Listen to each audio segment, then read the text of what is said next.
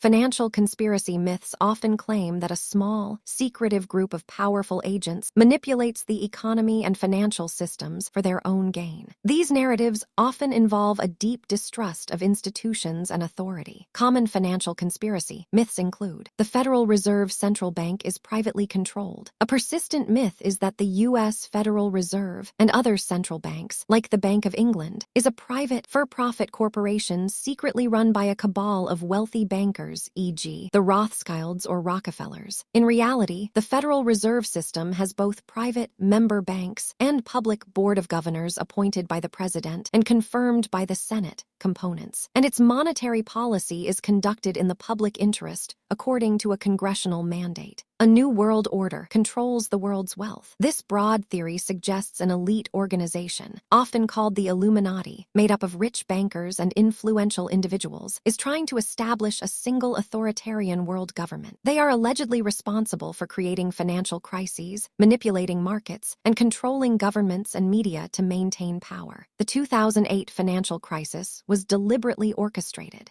Some people believe the 2008 financial crisis was secretly engineered by a small group of Wall Street bankers to consolidate their power and expand the influence of the Federal Reserve. This view ignores the widespread policy and regulatory failures and the credit bubble that built up over many years. Gold and silver prices are manipulated. Proponents of this theory claim that central and private banks work to suppress the prices of precious metals to undermine the idea of a gold standard and maintain the use of fiat currency. Investigations by bodies like the Commodity Futures Trading Commission have found no compelling evidence of manipulation. Debt slavery is a modern form of control. This myth posits that everyone is enslaved by debt holders, banks, and corporations. Adherents sometimes promote the idea that stopping debt payments will cause a systemic economic reset. This contrasts sharply with legal and historical realities of debt and credit. Government economic statistics are fraudulent. Theories, sometimes politically motivated, claim the government manipulates economic data,